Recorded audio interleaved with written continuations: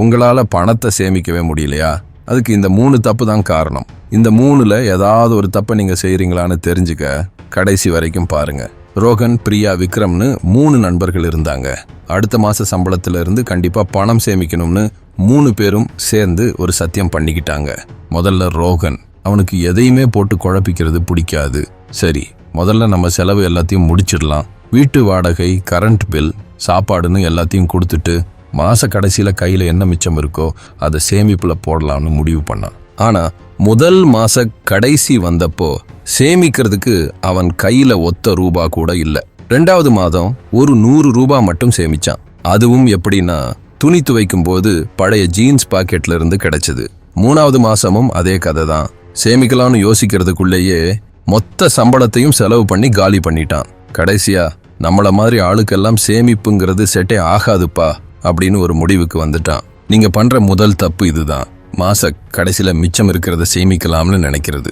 சம்பளம் வந்த உடனே சேமிப்புக்குன்னு ஒரு தொகையை முதல்ல எடுத்து வச்சிடுங்க. முதல்ல சேமிப்பு, அப்புறம்தான் செலவு. இது மட்டும் ஞாபகம் வச்சுக்கோங்க. அடுத்து பிரியா, அவ சம்பளத்துல இருந்து 10% சேமிக்க ஆரம்பிச்சா. 4 மாசம் கரெக்டா செஞ்சா.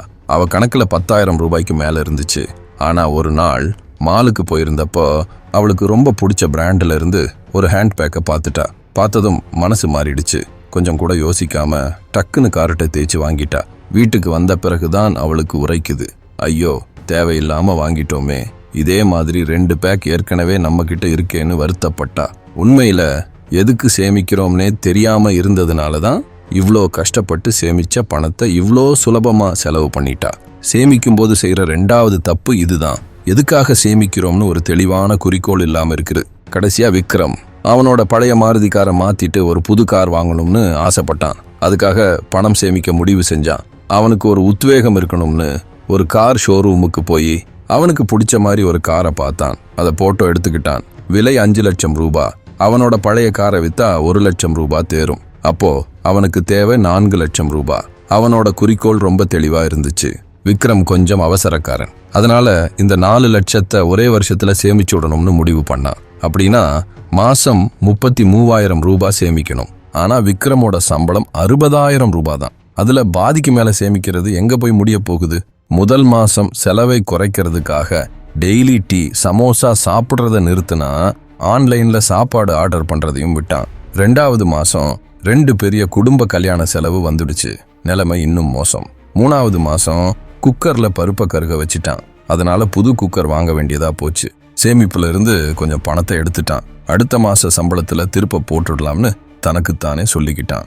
இப்படி 5 மாசம் போனதுக்கு அப்புறம் விக்ரம் ரொம்ப சோர்ந்து போயிட்டான். மனசளவுல நொந்து போயிட்டான். அந்த கார் வாங்குற எண்ணமே அவனுக்கு ஒரு பெரிய பாரமா தெரிஞ்சது. சேமிக்கிறதுக்கு இவ்வளோ கஷ்டப்படணுமா?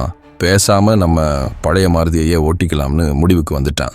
அவன் சேமிப்புல இருந்து எடுத்த பணத்தையும் கடைசி வரைக்கும் திருப்ப வைக்கவே இல்லை. 3வது தப்பு, நம்மளால எவ்வளவு முடியுமோ அதுக்கு மீறி ஓவரா சேமிக்க முயற்சி பண்றது. வரவுக்கு மீறி செலவு செய்யக்கூடாதுன்னு சொல்லுவாங்க. அதே மாதிரி தான் இதுவும். இப்போ உங்களுக்கு ஒரு சூப்பரான புத்தகம் பத்தி சொல்ல போறேன். அந்த புத்தகத்தோட பேரு அட்டாமிக் ஹேபிட்ஸ். சின்ன சின்ன பழக்கங்கள் மூலமா நம்ம வாழ்க்கையையும் நம்ம பண பிரச்சனையையும் எப்படி முழுசா மாத்தலாம்னு அந்த புத்தகத்துல அழகா சொல்லியிருக்காங்க. இந்த புத்தகம் மட்டும் எனக்கு சின்ன வயசுலயே கிடைச்சிருந்தா என் வாழ்க்கையே மாறி இருக்கும்னு தோணுது. மறக்காம பாருங்க.